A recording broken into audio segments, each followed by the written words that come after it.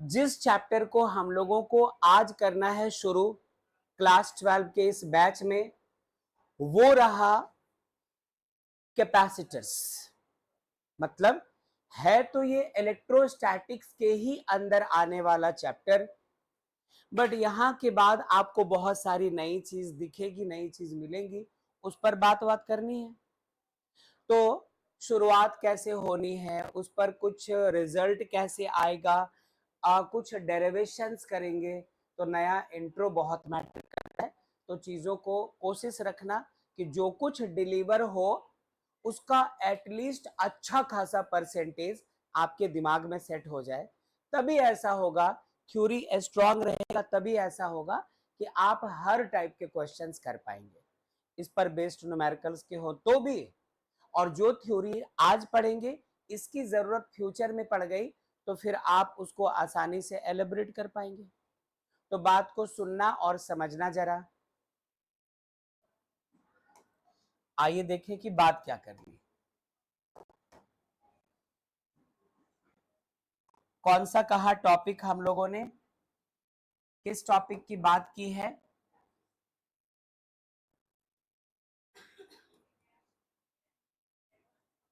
Capacitors and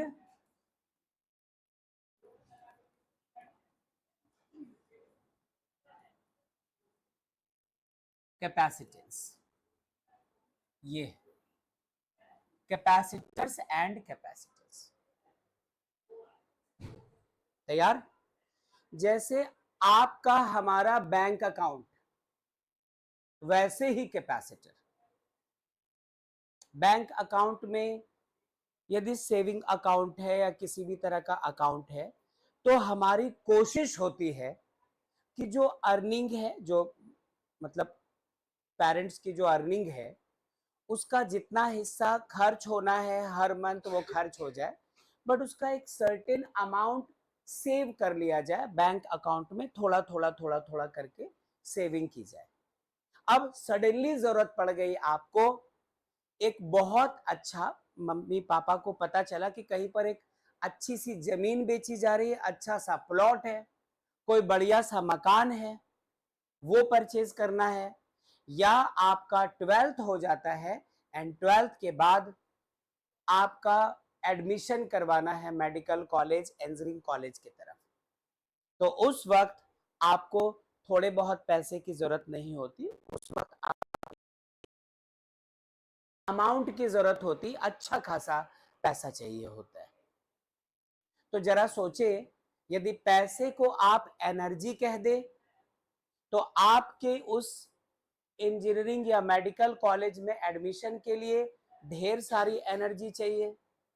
यदि पैसे को एनर्जी कह दो, तो वो जो प्लॉट, वो जो जमीन का टुकड़ा कहीं बेचा जा रहा है, जो हम लोगों को बहुत पसंद आया, उसके लिए आपको अच्छे खासे पैसे की जरूरत एक साथ पड़ती है। तो आप समझ लो कि जैसे बैंक का काम है पैसे को स्टोर करते जाना करते जाना करते जाना, और जब जरूरत पड़े एक मुश्त, एक बड़ा सा अमाउंट मिले, उससे आप एक बड़ा काम करके निकल जाओ। अब आपको पता है कि सिर्फ जमीन खरीदने के लिए बड़े अमाउंट की जरूरत नहीं होती, सिर्फ एडमिशंस के लिए नहीं, इतना बड़ा लाइफ है, क्या पता कब आपको एक साथ ढेर सारे पैसे की जरूरत पड़ जाए। तो ठीक वैसे ही बच्चों, ये कैपेसिटर है, ये एक डिवाइस है जिसका काम होता है इलेक्ट्रिक चार्ज को स्टोर करना।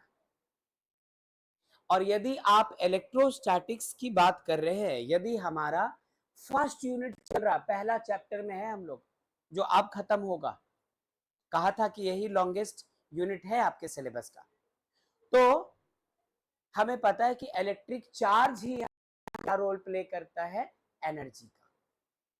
यदि कहीं पर ढेर सारा चार्ज स्टोर्ड है, तो कहते हैं बहुत सारी एनर्जी स्टोर्ड है। बहुत सारा चार्ज मतलब बहुत सारी एनर्जी। तो अब यहां पर बात आती है कि पैसे का क्या यूज है, या एक साथ कब पैसा ढेर सारा चाहिए होता है, ये पता है। हमें चार्ज एक साथ बहुत सारा कब चाहिए, हमें इलेक्ट्रिकल एनर्जी एक साथ बहुत सारी कब चाहिए, जब आप अपने घर के उस कमरे में हो जिस कमरे में आप रह रहे हैं, जिस कमरे में आपकी पढ़ाई चल रही है, आप बाहर से आते हैं, स्विच ऑन करते और पंखे को चलाना जरूरी है। गर्मी, एसी का स्विच ऑन किया ताकि एसी आप ऑपरेट कर सके, ठीक है। कूलर चला दिया, कूलर के लिए आपको करंट की जरूरत है, वो ऑन करना चाहते हैं। या नॉर्मल सा आप एक फोटो क्लिक कर रहे हैं, अब तो वो कैमरा बहुत कम यूज होता है, अब उसकी कैटेगरी एडवांस्ड हो गई है। वरना जब मम्मी पापा की उम्र कम थी, है ना, जब वो अनमैरिड थे, तो उस वक्त कैमरा चला करता था जिसमें 36 फिल्म्स होते थे, है ना, उनको नेगेटिव को डेवलप करवाना होता था। आज भी देखना, मम्मी की फोटो कहीं घर पे मिलेगी पुराने वाली, वो ऐसे खड़ी होंगी, बोलो मम्मी ये फोटो का, बोलो यही फोटो पापा को भेजी, वही फंसाए।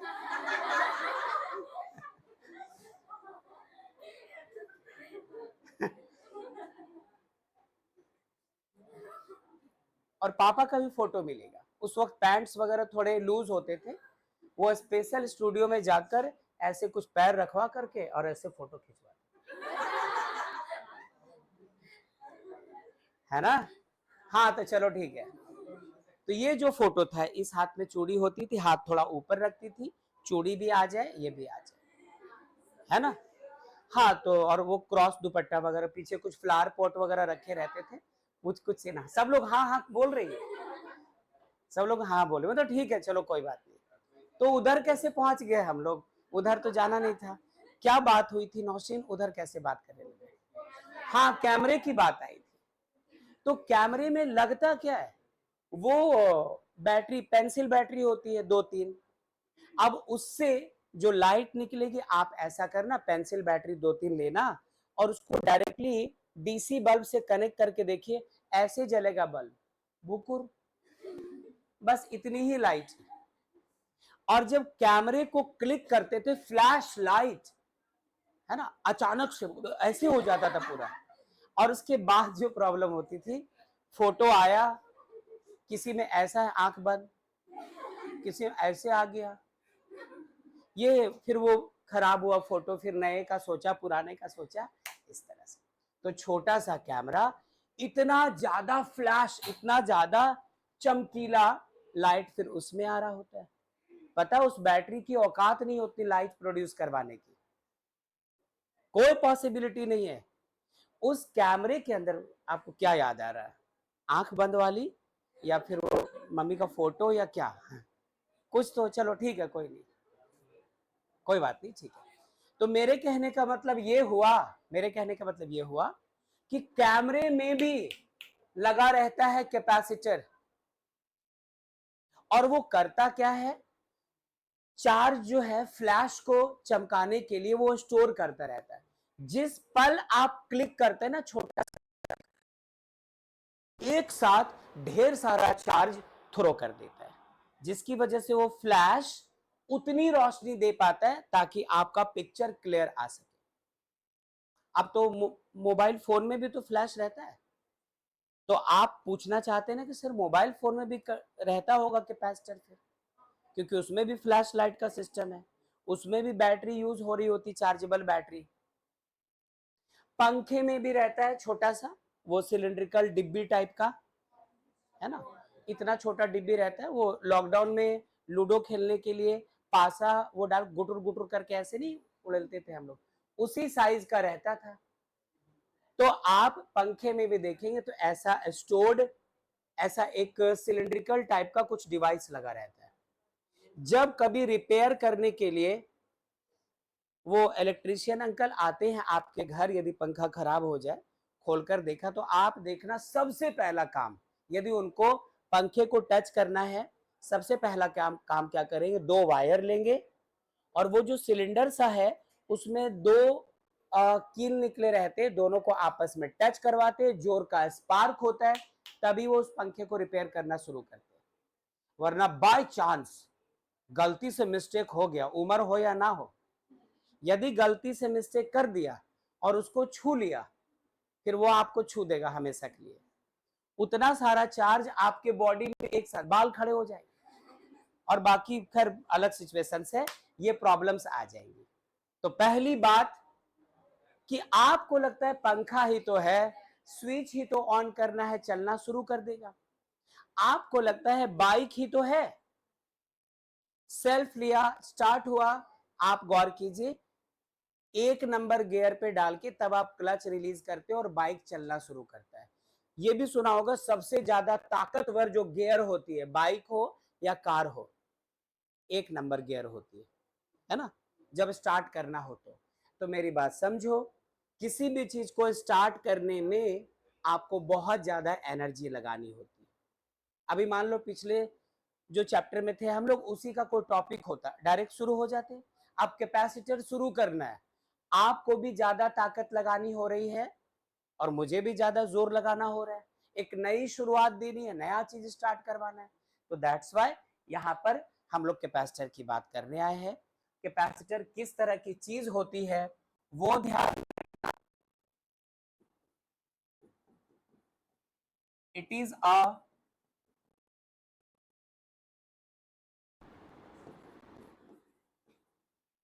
टू स्टोर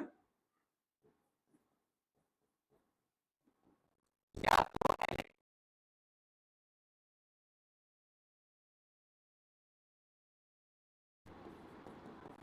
इलेक्ट्रिक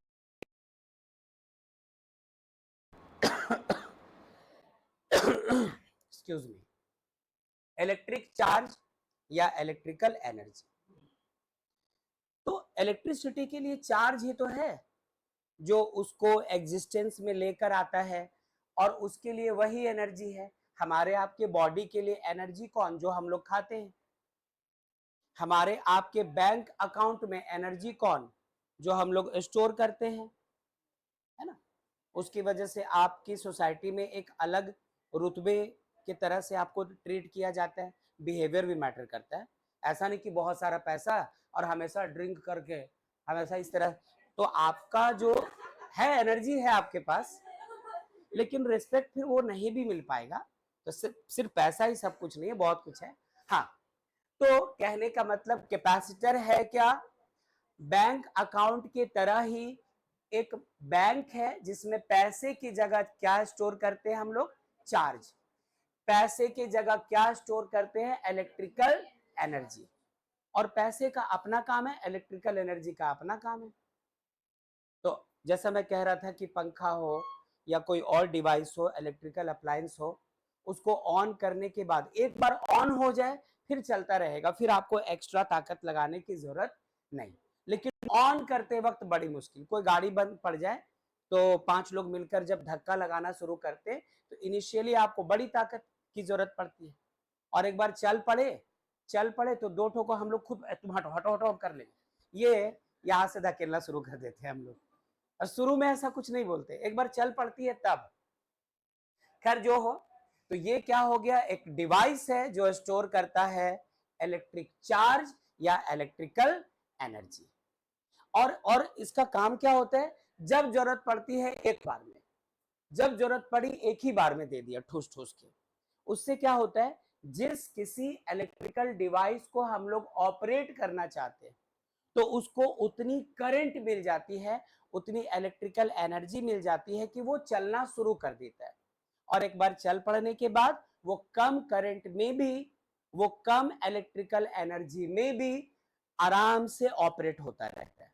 तो क्या मैं यहां से बाहर निकल सकता हूं, चलो निकल भी जाऊं तो क्या है, जरा इधर आ जाओ, कैपेसिटेंस की बात करें।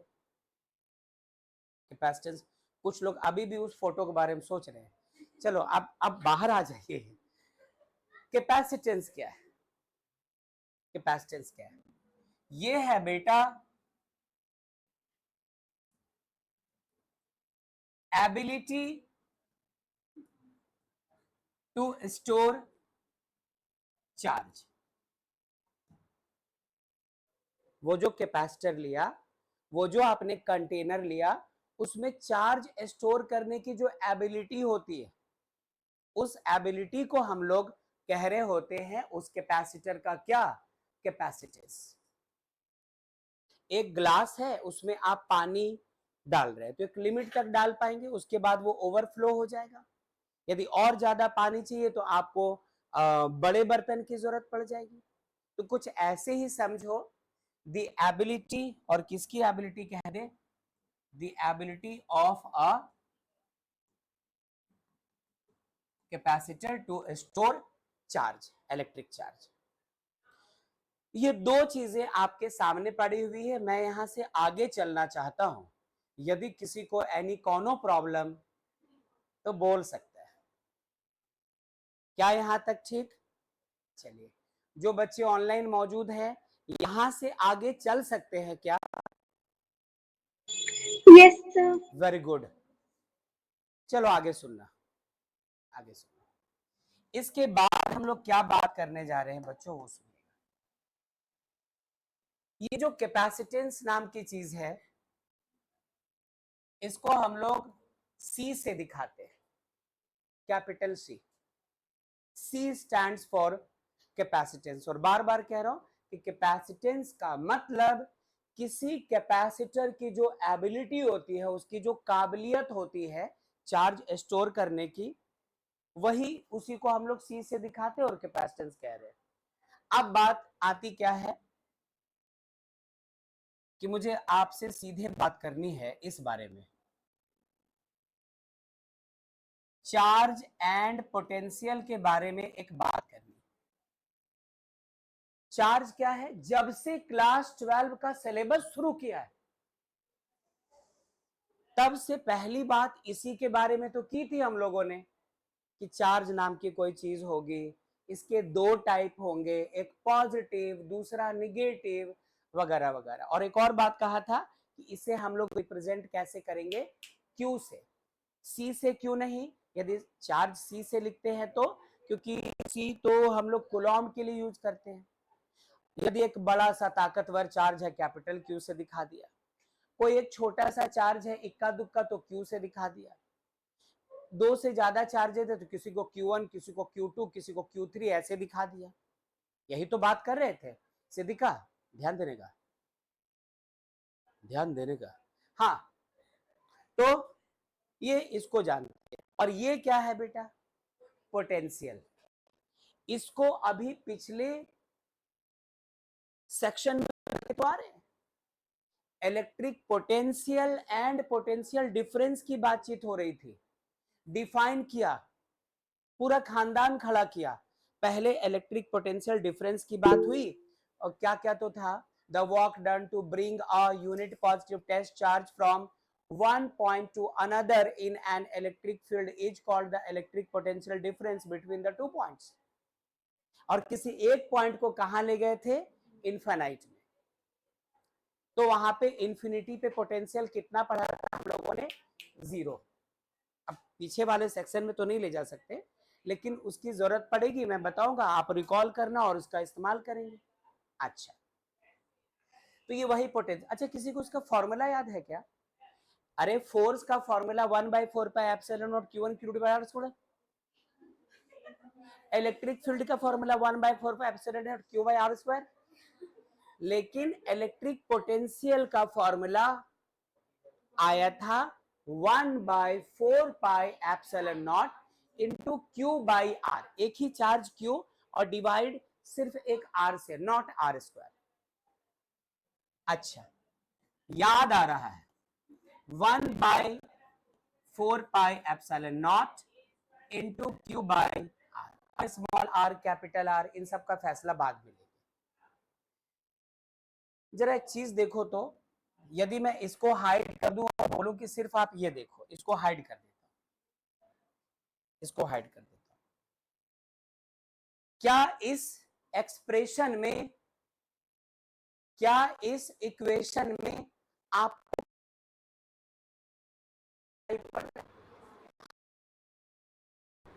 क्या हम लोगों को कहीं पे चार्ज दिखाई पड़ रहा है? हाँ पड़ रहा है ना? आप अच्छे से देखो, 1/4πε0 क्या है? कांस्टेंट, कांस्टेंट है 1/4πε0। और जहां पे आपने पोटेंशियल निकाला, कहने का मतलब ऐसा समझो कि ये एक पॉइंट है Q और इससे R डिस्टेंस पे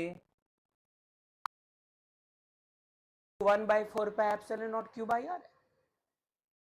तो R भी फिक्स्ड है, ये R कैसा है बेटा, ये कांस्टेंट है। 1/4 पाई एप्सिलॉन नॉट ये भी क्या है बच्चों, कांस्टेंट। दो चीजें यहां पर वेरिएबल, यदि चार्ज का वैल्यू छोटा रखो तो पोटेंशियल का वैल्यू कुछ और आएगा, चार्ज का इंक्रीज करो पोटेंशियल का वैल्यू कुछ और आएगा, चार्ज का वैल्यू डिक्रीज करो पोटेंशियल का वैल्यू कुछ और आएगा। तो जब दो चीजें आमने सामने हो और दोनों एक दूसरे पे डिपेंड करे, देखो ये कांस्टेंट है, फिक्स्ड है, ये नहीं बदल सकते। जो आर आपने ले लिया है वो भी फिक्स्ड है, वो भी नहीं बदल सकता। हाँ, चार्ज हम लोग चाहे कभी 1 कूलम का रख दे, उसको हटाकर उसके जगह 2 कूलम रख दो, उसे हटाकर उसके जगह 3 कूलम रख दो, उसे हटाकर उसके जगह 20 कूलम रख दो। तनु, श्रेया, Yes, sir. सब कुछ अच्छा लग रहा है? Yes, sir. Yes, sir. अच्छा, मैं Yes, जी sir. हाँ थैंक यू, मुझे लगा जलन से बोलोगे, नहीं ऐसा कुछ नहीं। हाँ चलो आगे सुनो, आगे सुनो। क्यू चेंज होने पे वी भी चेंज हो रहा है। अब सवाल ये है, क्या हम लोग इसको ऐसा लिख सकते हैं, V प्रोपोर्शनल टू Q, ये कांस्टेंट कर दिया हम लोगों ने, तो पोटेंशियल किस पे डिपेंड करता हुआ दिख रहा है, चार्ज पे। तो it's been found experimentally as critically as the expression represents, कि चार्ज और पोटेंशियल के बीच एक रिश्ता है, एक रिलेशन। और ये रिश्ता क्या कहलाता है, सुनो सुनो जरा। Q प्रोपोर्शनल टू क्या, V। चार्ज का वैल्यू चेंज करते जाओ, पोटेंशियल का वैल्यू चेंज होता जाएगा। अब हम लोग बचपन से क्या पढ़ते आए हैं, नहीं एबीसीडी नहीं वो तो ज्यादा बचपन हो गया, मतलब 10 क्लास, जब आपकी नाक बहती थी। हम लोग 10 क्लास 9 क्लास से ऐसा पढ़ते आए हैं कि जब कभी दो चीजें एक दूसरे की डायरेक्टली प्रोपोर्शनल हो तो एक इंक्रीज करो दूसरा भी इंक्रीज, एक डिक्रीज करो दूसरा भी डिक्रीज। अच्छा, और जब ऐसी बात होती है तो दोनों को एक दूसरे के डायरेक्टली प्रोपोर्शनल कहते हैं।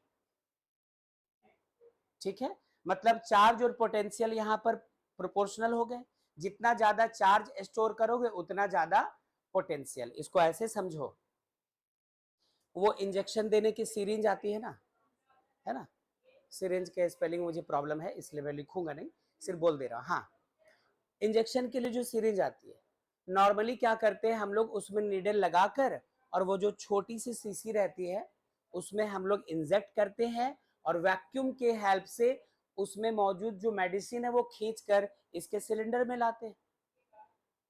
तो सोचो सिरिंज की कैपेसिटी कम, उस सिरिंज की कैपेसिटी कम है, अब उसमें दवा नहीं, मान लो पानी है और किसी बच्चे ने उसमें वो पानी भरकर और आपके तरफ आपके चेहरे पे ऐसे मार दिया, तो अब आपके मूड पे डिपेंड करता है, ये भी ध्यान रखो।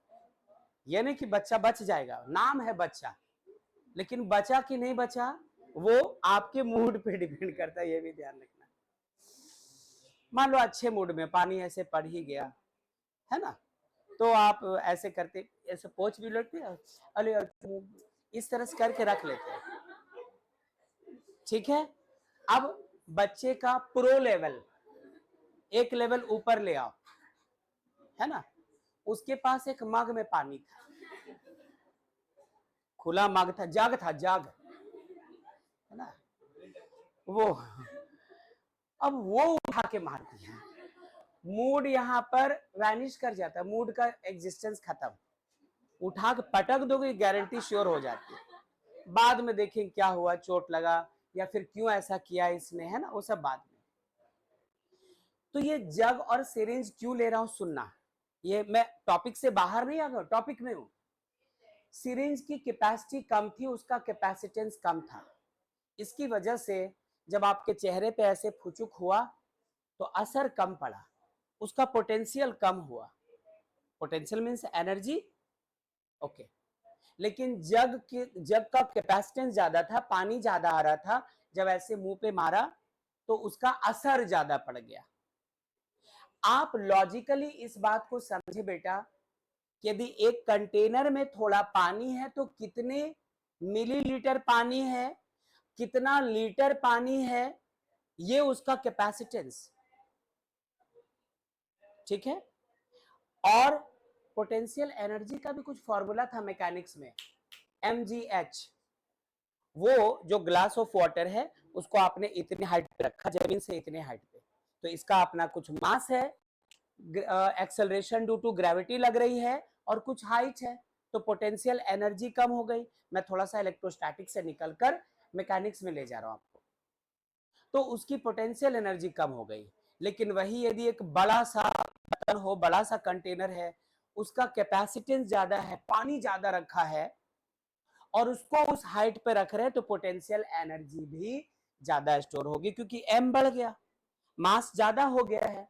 तो मेरे कहने का मतलब, आपको ये ध्यान रखना, Q और V एक दूसरे के डायरेक्टली प्रोपोर्शनल। जितना ज्यादा चार्ज दोगे उसमें पोटेंशियल उतनी ज्यादा स्टोर होगी, और जितना कम चार्ज उसमें पोटेंशियल उतना कम स्टोर हो रहा है।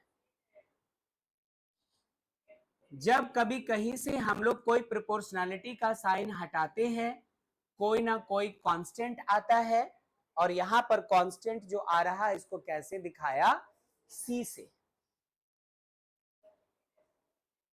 C से दिखाया।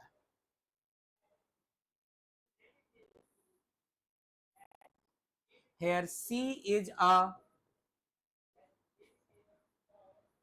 कांस्टेंट। मान लो गलती से आपने कॉन्सोनेंट लिख दिया, इंग्लिश वाला वॉवेल और कॉन्सोनेंट, तब भी सही हो जाएगा, मतलब फिजिक्स के हिसाब से गलत है, लेकिन तुम यदि सी को कॉन्सोनेंट लिख दो तो चलेगा, ए ई आई ओ यू ये वॉवेल्स, और बाकी कॉन्सोनेंट।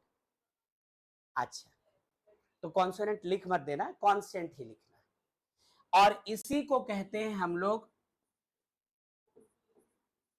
क्या, कैसा स्पेलिंग हो गया,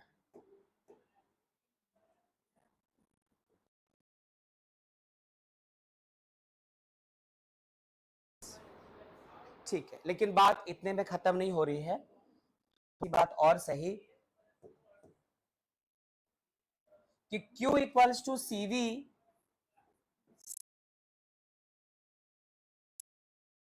कि हमें सीखना क्या है, हमें बात किस बारे में करनी है, कैपेसिटेंस के बारे में। तो C को अलग किया, तो C इक्वल्स टू क्या हुआ, Q by V, Q by V।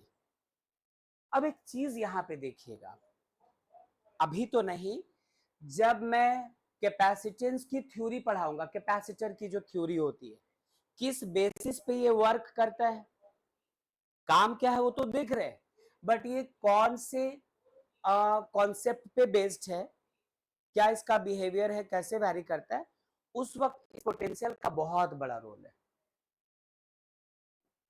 क्या है कैपेसिटर, अ डिवाइस जो चाहता क्या है, चार्ज स्टोर करना, ठीक है। कोई डिवाइस जितना ज्यादा चार्ज स्टोर करेगा, हम लोग कह देंगे कि उसका कैपेसिटेंस उतना ज्यादा है। जितना ज्यादा चार्ज स्टोर करेगा कैपेसिटेंस उतना ज्यादा, और कम चार्ज स्टोर करेगा तो कैपेसिटेंस उतना कम। क्या आप यहां पर एक और बात कहना चाहेंगे, यदि चार्ज को थोड़ी देर के लिए फिक्स करें तो C is inversely proportional to V, capacitance is inversely proportional to V। Potential जितना ज्यादा कैपेसिटेंस उतना कम हो जाएगा। तो हम लोग क्या करेंगे, हम लोगों को तो ऐसा कैपेसिटर चाहिए जिसका कैपेसिटेंस ज्यादा हो, जो ज्यादा से ज्यादा चार्ज स्टोर कर सके थोड़ी सी जगह में, छोटी सी जगह में जो ज्यादा से ज्यादा चार्ज स्टोर कर सके, हम लोग वैसा डिवाइस बनाना चाहेंगे, है ना। आपका मोबाइल फोन पॉकेट में आ जाता है, यदि मोबाइल फोन इतना बड़ा होता जितना बड़ा ये बोर्ड है, तो क्या आप मोबाइल ऐसे लेके जाते हैं? जहां जाते वहां मोबाइल लेकर जाते नहीं, ऐसे घर चेंजेस आ जाते हैं, फिजिकल चेंज आता है, ऐसे रहते हैं हमेशा। तो हम लोग ऐसा नहीं कर सकते थे। तो साइंस चाहता ही तो है कम जगह में ज्यादा काम निकालना। तो यहां पर भी बेटा ध्यान रखना, हम लोग चाहते हैं कि किसी चीज का कैपेसिटेंस ज्यादा हो, तो देखो कैपेसिटेंस इनवर्सली प्रोपोर्शनल टू क्या है? पोटेंशियल। आप यदि कैपेसिटेंस बढ़ाना चाहते हो तो पोटेंशियल को क्या करना पड़ेगा? कम। तो एक रिलेशन इनके बीच कुछ ऐसा आ रहा, पता नहीं क्या लिख रहे हैं हम लोग पागल की तरह। तो ऐसा लिख सकते हैं कि पोटेंशियल आप कम करते हो तो कैपेसिटेंस क्या होता है? ज्यादा होता है।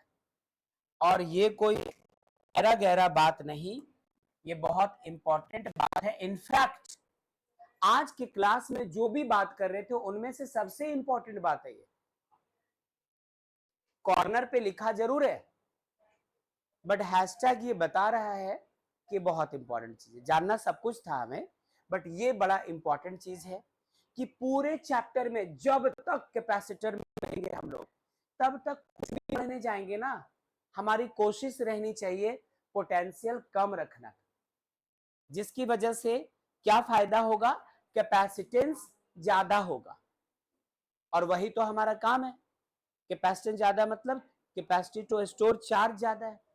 तो कोई भी हैवी मशीन, जैसे हमारे आपके घर के आसपास लोहे को काटने के लिए कहीं कोई ऐसा कारखाना होगा, कोई ऐसी फैक्ट्री होगी जिसका काम ही होगा मोटे मोटे लोहे के रॉड को, है ना, कट करना।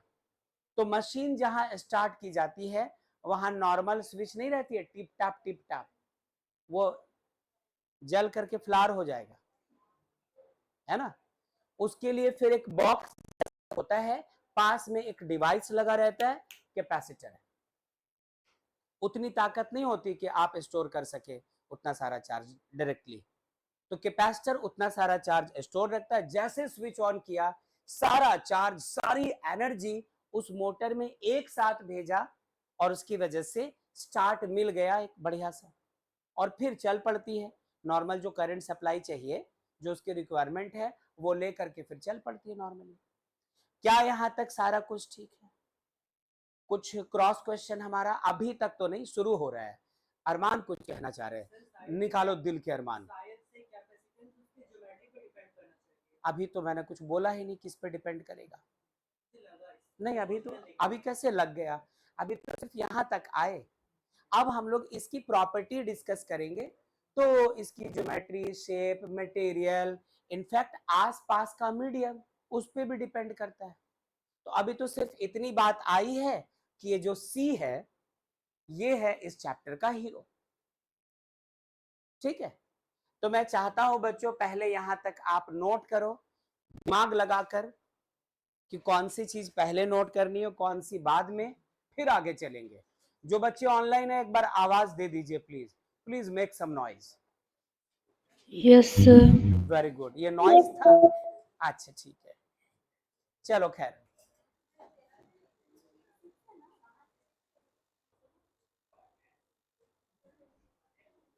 डन, नोट सबका हो गया।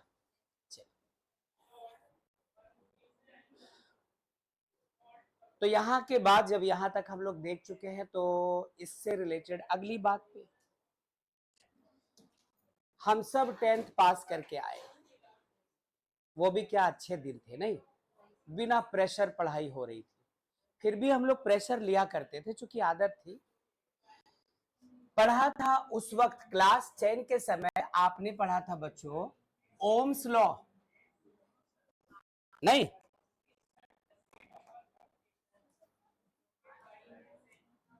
ओम्स लॉ पढ़ा था। अब इधर जाने की तो कोई बात ही नहीं है, क्योंकि हम लोग हैं कहाँ, इलेक्ट्रिसिटी, इलेक्ट्रोस्टैटिक्स, और ओम्स लॉ कहाँ पढ़ना होता है, करंट इलेक्ट्रिसिटी में, तो वहां से तो दूर है। बट वहां पे आपने एक चीज देखा था, जिसके सिमिलर चीज को आपको अभी यहाँ पे देखना है, इसलिए पहले एक बार रिमाइंडर दे दिया जाए, एक बार याद करवा देता हूँ, उसके बाद फिर हम लोग चलेंगे इस तरफ। सुनना, ओम्स लॉ में पढ़ा था V प्रोपोर्शनल टू I और V equals to I, R था रेजिस्टेंस। वो भी क्या दिन थे, याद करते ही मन खुश हो जाता है। हाँ चलो कोई बात नहीं। और V बाई I, याद आ गया होगा सबको।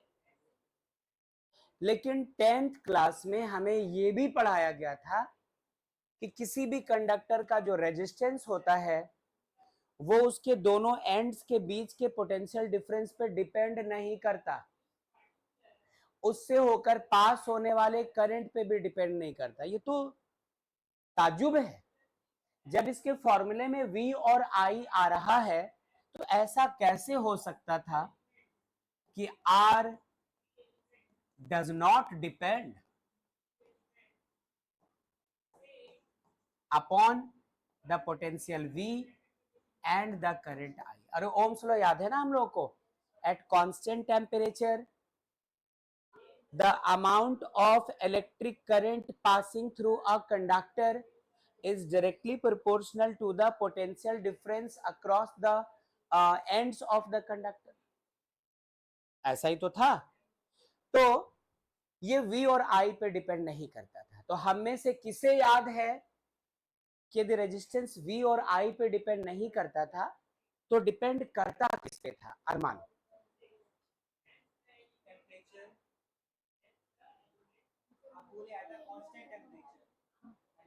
अच्छा, और हाँ, और अच्छा कोई बात नहीं, अच्छी कोशिश। संजना भी कहना चाह रहे, हाँ फॉर्मूला क्या था संजना? हाँ, ये फॉर्मूला याद कीजिए, इस पर न्यूमेरिकल्स भी बनाते थे क्लास 10 में हम, तुम पढ़ा भी था, प्रूव भी किया था, इस पर न्यूमेरिकल्स भी आए थे। क्या था actually? R equals to rho into L by. तो रेजिस्टेंस किसकी प्रॉपर्टी थी? मटेरियल की, है ना, रो रेजिस्टिविटी होती थी, कॉपर की रेजिस्टिविटी कुछ और, आयरन की रेजिस्टिविटी कुछ और। तो ये मटेरियल पे डिपेंड करता था और उसके डायमेंशन पे कि उसका लेंथ कितना है, उसका एरिया ऑफ क्रॉस सेक्शन कितना है, इन पे डिपेंड किया करता था। ठीक वैसे ही आज मैं आपसे बताना चाहता हूं, ये तो पुरानी बात थी, आज बताना चाहता हूं आपसे कि ये जो कैपेसिटेंस है, जिसका फॉर्मूला आपने क्या देखा, चूंकि Q इक्वल्स टू CV था तो C equals to Q by V हुआ। तो C साफ साफ दिख रहा है कि ये चार्ज पे डिपेंड करता है। लेकिन खास बात क्या है कि C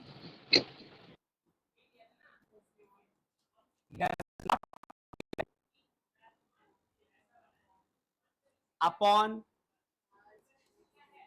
the charge Q and potential.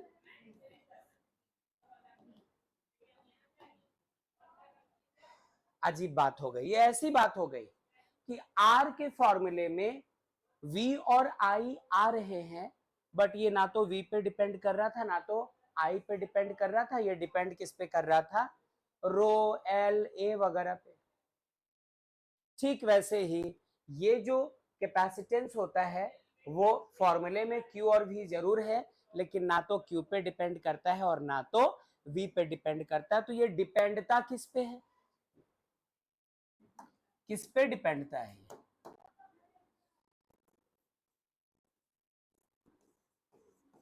it depends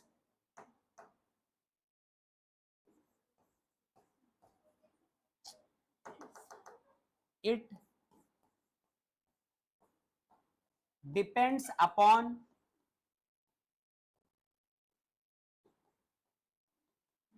the material of the conductor। जो आपने कैपेसिटर लिया है वो कैपेसिटर किस मटेरियल का बना है, कॉपर का बना है ना, आयरन का बना है, जो भी है उस पर डिपेंड करता है। एंड द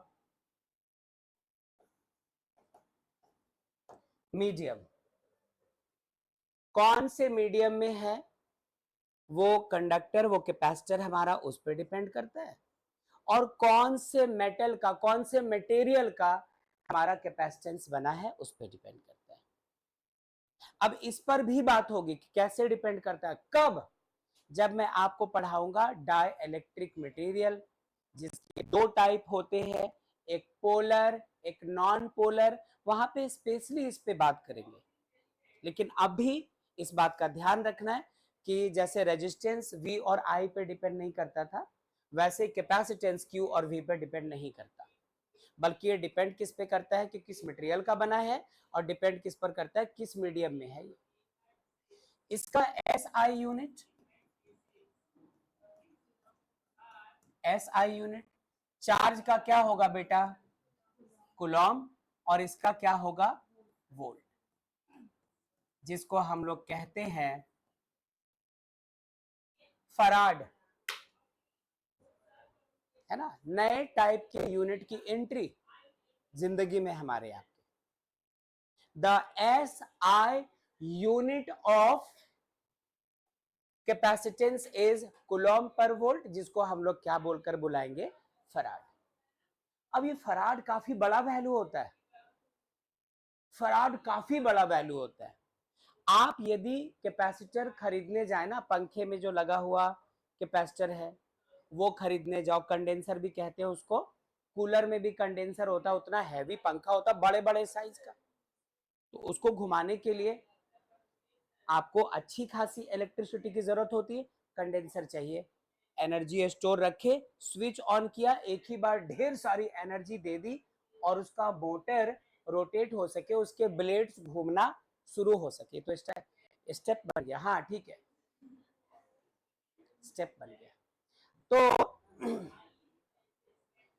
उसमें देखना कभी लिखा रहेगा 2.5 माइक्रोफराड, कभी रहेगा 3 माइक्रोफराड, इस तरह से कैपेसिटर्स आते हैं। इसका ये काफी बड़ा यूनिट होता है फराड का, ये आपको बहुत कम मिलेगा। न्यूमेरिकल्स भी बनाओगे ना तो कैपेसिटर्स जो दिए रहेंगे इनको थोड़ा, हाँ, जो वैल्यूज दिए रहेंगे वो माइक्रोफराड में होगा, तो हम लोग उस पर भी बातचीत करेंगे, ठीक है। तो पहले आप इसमें जो चीजें दिख रही है इनको भी नोट करो, और मैं देखता हूं कि कौन कौन है कौन कौन नहीं है। Do it. Yes, sir. ठीक है यहाँ तक, Yes, Yes, sir. sir. चलिए वेरी गुड। सबका नोट हो चुका है क्या, ठीक है शिवम। अब एक छोटा सा फॉर्मूला जो 2 लाइन में डेराइव हो जाए वो पहले डेराइव करेंगे। एक टाइप ऑफ कैपेसिटर की बात करेंगे हम लोग। एक चीज और बच्चों, यहां पे एक और चीज आप अटैच करवाओ, मेन चीज तो लिखा ही नहीं हम लोगों ने, क्या था, डायमेंशन, है ना, कितना लंबा है, रेडियस क्या है, लेंथ कितना है, एरिया ऑफ क्रॉस सेक्शन क्या है, इस पर भी रहता है, तो आप इसको नोट कर लो पहले। चलिए बढ़ते यहां से आगे हम लोग।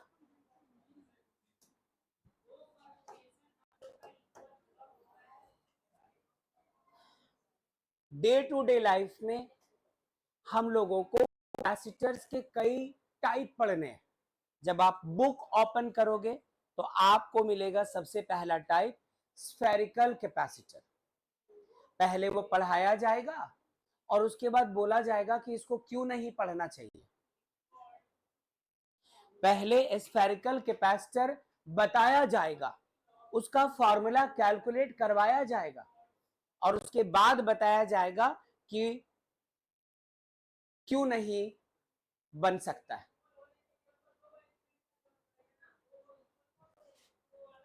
रुक जाइए, क्या पढ़ना है हमें अभी जो एक्चुअली नहीं पढ़ना है? बहुत अच्छा, स्फेरिकल कैपेसिटर।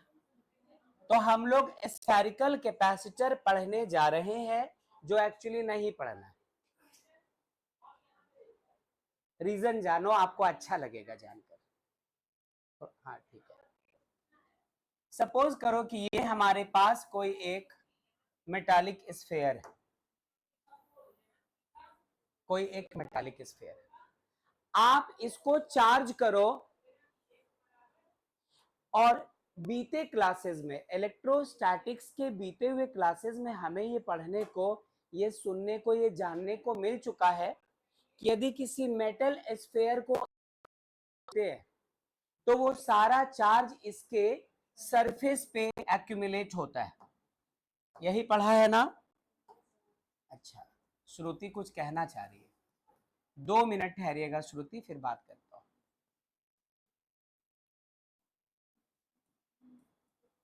ये चार्ज दे दिया इनको हम लोगों ने कितना, क्यू कूलम का। स्फेयर का सेंटर ये रहा, अब है रेडियस ये रहा, चलो कैपिटल आर कह दो, और चार्ज देने की वजह से इसका पोटेंशियल क्या है, V। सुना? हम लोगों ने कंसिडर किया एक मेटालिक स्फेयर, उसको दिया है चार्ज कितने कूलम का, क्यू कूलम। इस स्फेयर का रेडियस कितना था, आर, और चार्ज जब स्टोर होगा तो पोटेंशियल बढ़ेगी, Q proportional to V, V proportional to Q। जितना ज्यादा चार्ज देंगे उतना ज्यादा पोटेंशियल, जितना थोड़ा पानी उतना कम पोटेंशियल, ज्यादा पानी ज्यादा पोटेंशियल। हम लोग बात कर चुके हैं। अब एक बात बताओ, क्या हम लोग ऐसा लिख सकते हैं,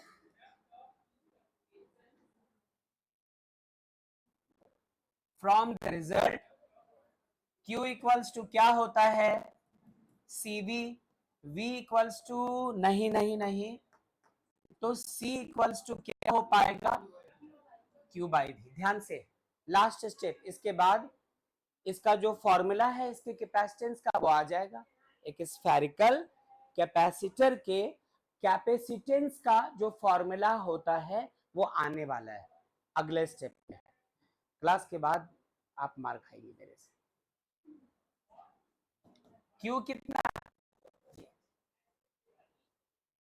और V का formula 1/4πε0 into Q by R. Radius capital R लिया था इसलिए कैपिटल आर, स्मॉल आर लिया होता तो स्मॉल आर। ठीक है, जैसा होता वैसा लेते। क्यों हंस रहा हूं नहीं बताऊंगा। हाँ, क्या कर सकते हैं, क्यू से क्यू, थैंक यू, 1/4πε0 इंटू, इधर लिखता हूं, छोड़ो इसी को, ये क्या हो जाएगा, ये चला जाएगा ऊपर, 4πε0 into R. This is the expression for the capacitance of a spherical capacitor। इस फॉर्मूले का इस्तेमाल करके हम लोग किसी स्फेरिकल कैपेसिटर का कैपेसिटेंस पता कर सकते हैं। जरा ठहरना, क्या श्रुति, अमित आप 5 मिनट्स दे सकेंगे या फिर मुश्किल हो जाएगी? 5 मिनट्स में मुश्किल हो जाएगी कि काम चल जाएगा? मुश्किल हो जाएगी तो जाओ, पूरा कट टू कट बात करती है, जा सकते बेटा, ट्रेन ना छूटे। हाँ आप भी जाइए। जा सकते हैं अमिताभ, थैंक यू। अच्छा फोन लगा रखिए।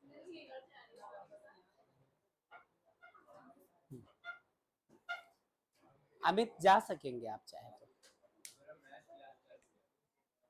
हो जाएगा।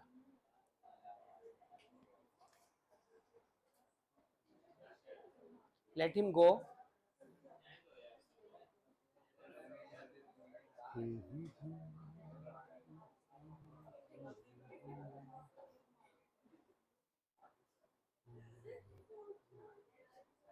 Thank you.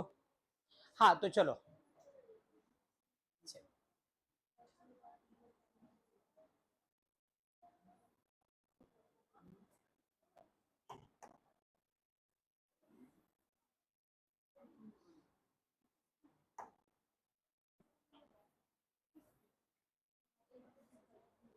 C equals to 4 pi epsilon naught into R। ठीक है, एक क्वेश्चन देखना, find the capacitance of a spherical capacitor of radius 1 metre. हम लोग तो कुछ और ही समझ रहे थे, हम लोग ये समझ रहे थे कि स्फेरिकल कैपेसिटर है तो इतना बड़ा होगा स्फेयर, इस साइज का स्फेयर हो सकता है, या एक क्रिकेट बॉल जिस साइज का है उस साइज का स्फेयर हो सकता है। यहाँ तो उम्मीद से कुछ ज्यादा ही बड़ा स्फेयर लिया है, उसका रेडियस 1 मीटर तकरीबन इतना। अब इतना बड़ा यदि रेडियस है तो स्फेयर इतना बड़ा, ये इतना बड़ा स्फेयर।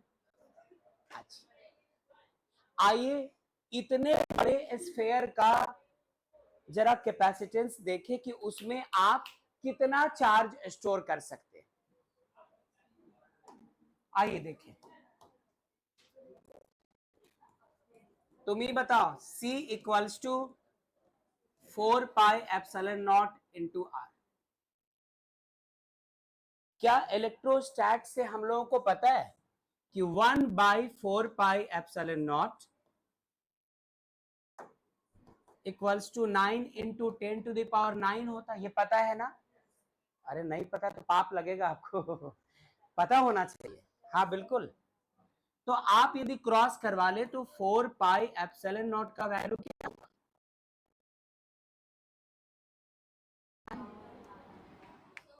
हाँ ठीक है।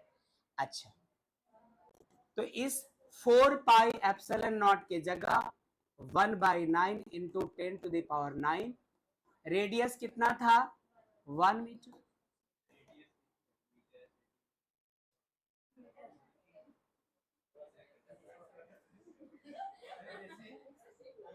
मीटर में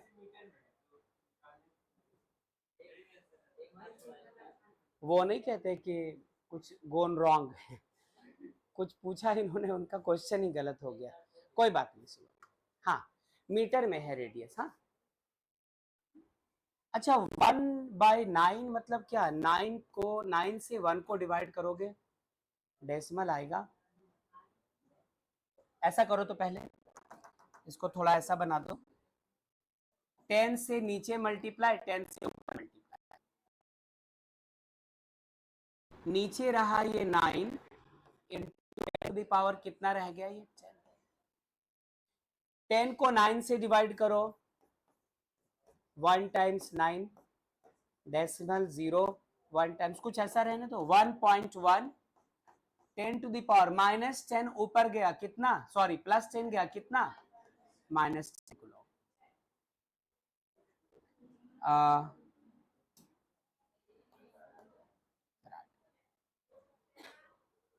किसी भी चीज को 10 टू द पावर 10 से डिवाइड कर रहे हो आप,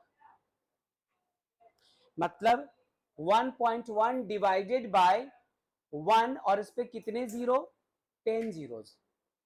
तो सोचो इतने बड़े नंबर से डिवाइड करेंगे तो इसका कैपेसिटेंस कितना कम हो गया। मतलब इतना बड़ा लेंगे आप, और इसमें बस इतना सा चार्ज स्टोर हो पाएगा। क्या फायदा? इसलिए स्फेरिकल कैपेसिटर सक्सेसफुल नहीं है। अब इतना बड़ा कैपेसिटर आप कौन से डिवाइस में लगाएंगे? है ना, ना टीवी में लगा सकते हो, जितना बड़ा टीवी उससे बड़ा ज्यादा जगह कैपेसिटर लेके रखेगा। मोबाइल फोन में तो और नहीं, नहीं तो आप फोन यूज करेंगे और कैपेसिटर में बैठ के यूज, नहीं पॉसिबल है ये सब। तो इसलिए स्फेरिकल कैपेसिटर प्रैक्टिकल नहीं है। थोड़ा सा सिचुएशन चेंज करते हैं। एक चीज और देखना, एक क्वेश्चन और देखना, ये पहले लिखना भूल गया मैं। ये क्या हुआ?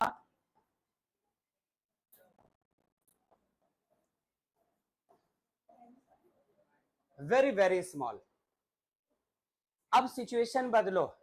अभी आपने क्वेश्चन लिखा कि 1 मीटर रेडियस वाले का कैपेसिटेंस बताओ, बहुत छोटा आया। एक काम करते हैं, उस स्फेयर का रेडियस पता करते हैं जिसमें 1 फराड का कैपेसिटेंस हो।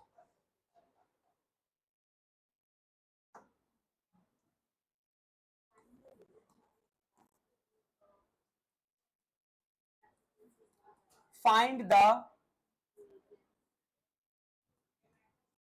radius of a spherical capacitor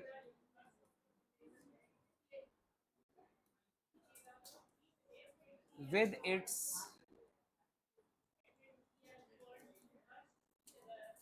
capacitance 1 farad। ध्यान दीजिए प्लीज, विद इट्स कैपेसिटेंस कितना?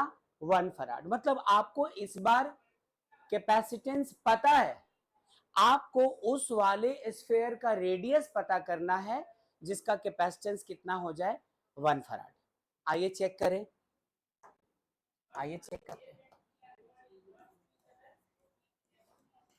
क्या पता है हमें? C equals to 4 pi epsilon naught into R. हमें R पता करना है, क्या हो जाएगा? C by 4 pi epsilon naught. ठीक है, क्या लिख सकते हैं इसको? 1 by 4 pi epsilon naught into C.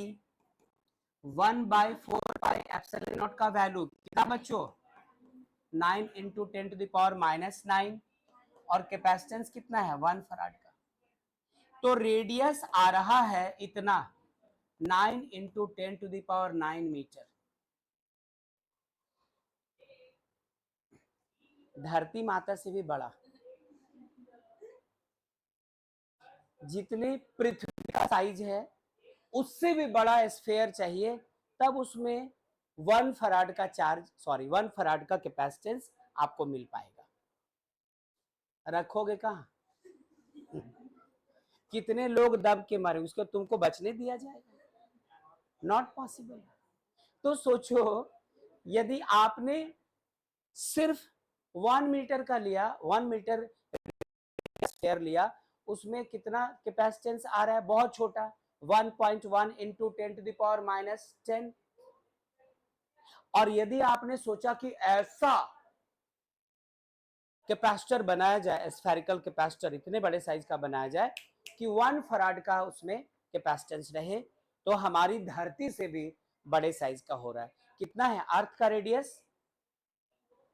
6400 kilometre है ना, उसको मीटर में चेंज कर लो तब भी उससे ये बड़ा है। मतलब क्या निकला?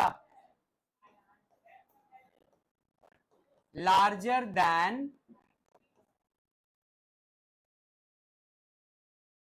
The radius of the earth.